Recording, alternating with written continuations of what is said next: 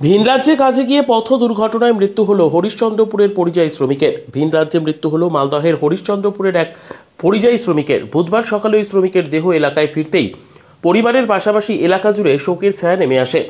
মৃত শ্রমিকের নাম শেখ কেতাবুদ্দিন, বয়স 54। তার বাড়ি হরিশ্চন্দ্রপুর থানার সন্তোষপুর গ্রামে। রাজস্থানের কোটায় সোমবার রাতে বাইকের ধাক্কায় মারা যান তিনি। 3 মাস আগে এলাকার 5 শ্রমিক ওই এলাকায় কাজে গিয়েছিলেন। সেখানে গাছ কাটার কাজ করতেন। কাজ করার ফাঁকে দোকানে ঠান্ডা পানীয় কিনতে যাচ্ছিলেন। ওই সময় রাস্তায় বাইকের ধাক্কায় জখম হন কেতাবুদ্দিন। পরে হাসপাতালে তার মৃত্যু হয়। বাড়িতে স্ত্রী গুলেনুর বেবি সহ 5 সন্তান রয়েছে তার। একমাত্র রোজগেরে ছিলেন কেতাবুদ্দিন। ফলে স্বামীর মৃত্যুতে ভেঙে পড়েছেন স্ত্রী। কিভাবে সংসার চলবে তা ভেবে দিশেহারা হয়ে পড়েছেন গুলেনুর। হরিশ্চন্দ্রপুর থেকে নাজিম আক্তারের রিপোর্ট, রতুয়া নিউজ বাংলা। আজ বুধবার, আজকে ওই বাড়ি আসার কথা ছিল, আজকে টিকিট ছিল ওই বাড়ি আসতো। কারণ যে ওই গিয়েছিল আমাদের রোজার কি যেন বলছে যে সব রাতের 8-10 দিন আগেই গিয়েছিল। কোথায় গিয়েছিল কাজ করতে? ওই গিয়েছিল গুজরাট, মানে রাজস্থান। কি কাজ করছিল ওখানে গিয়ে? ওই গাছ কাটার কাজ করতে। তারপর কি হলো আপনার স্বামীর সঙ্গে? তারপরে আমি 7:14 আমি দেখলাম যে আমার হাজবেন্ড আমার সঙ্গে ভিডিও কলিং এ কথা বলতো। ওই প্রত্যেক সময় কথা বলতো, কারণ আমার একটা মেয়ে আছে কায়নাত ফাতিমা। ওই প্রত্যেক সময় ওর সাথে কথা বলবেই, না বললে ওই কান্নাকাটি করবে বলে 24 ঘন্টা ওই কথা বলতো। যখন 7:15 আমি আমার হাজবেন্ডের সঙ্গে কথা বললাম ভিডিও কলিং এ, তো বলছে আমাকে একটা গাড়ি দেখালো, বলছে যে এই গাড়িটা আমি ভরবো।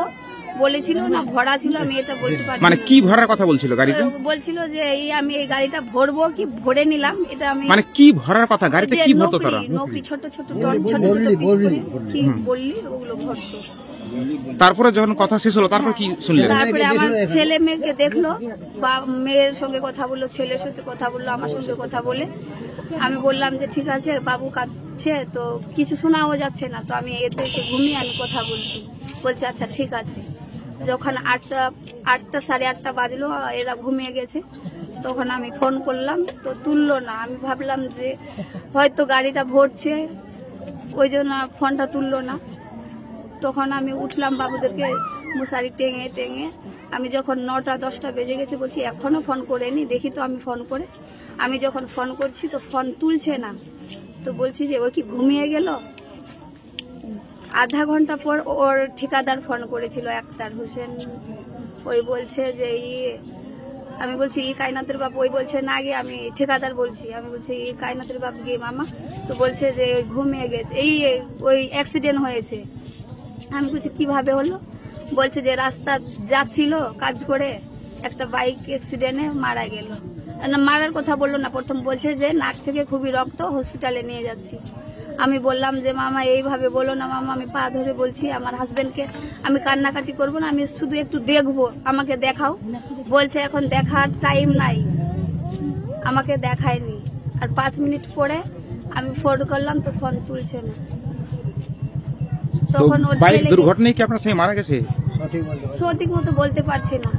তো এটা আপনাকে ঠিকাদার জানিয়েছে? হ্যাঁ, ঠিকাদার আমাকে বলেছিল। এই যে দেহকে নিয়ে এসে, বডিকে নিয়ে এসে, বডিতে কোনো চিহ্ন দেখা গেছে? চিহ্ন আমরা কেউ এখনো দেখিনি, কারণ এখান থেকে সব ঢাকা ছিল।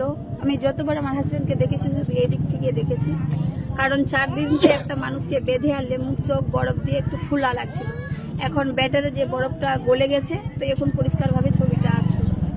তো একটু দাগ আছে, এখানে মুখে কালো দাগ আছে, ব্লাড দাগ আছে, নাক থেকে এখানে একটু দাগ আছে। আপনার পরিবারে কে কে আছে? আমার পরিবারের 3 ছেলে আর 5 মেয়ে। ওরা ভিন্ন আছে, এখন আমার ফ্যামিলিতে আছে। পরিবারে অনেকজন আছে। ঠিকাদার বা সেই এলাকার সরকার কিছু সচেতন করেছে আপনাদেরকে? না, সচেতন করেনি। বলছিল যে ঠিকাদারকে আমি বললাম যে মামা আপনাদেরই কোম্পানিতে গেছে, এখন আমার 2 ছেলে মেয়ের কি অবস্থা হবে, আমরা কিভাবে চলবো মামা।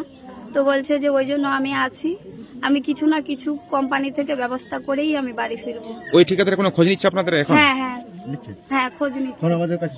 আপনার নাম? আমার নাম গুলেনুর খাতুন। আপনার কে হলো? আমার হাজবেন্ড। আমরা দুজনে একসঙ্গে যাচ্ছিলাম। আমার ফোন চলেছিল, আমি 20 কদম পিছা ছিলাম, ওই রোডে ছিল। তারপরে মোটরসাইকেল এসে পিছন থেকে ধাক্কা দিয়েছে, পড়ে গেছে।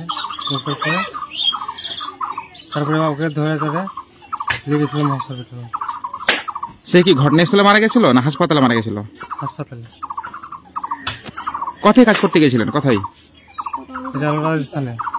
কতদিন আগে? 3 মাস আগে। আর কি কাজ করছিল ওখানে গিয়ে? আমরা এই সেপ্রেটার কাজ করছি। কিসের কাজ? সেপ্রেটার। মানে তোমাদের ওখানে কাজটা কি ছিল? গাছ কাটার। তার বাইকে এক্সিডেন্ট হয়ে গেছে। না, যখন দুর্ঘটনা ঘটে তুমি ওর সঙ্গেই ছিলে কি? আমার সঙ্গে ছিলাম। তোমার সামনে কি ঘটনা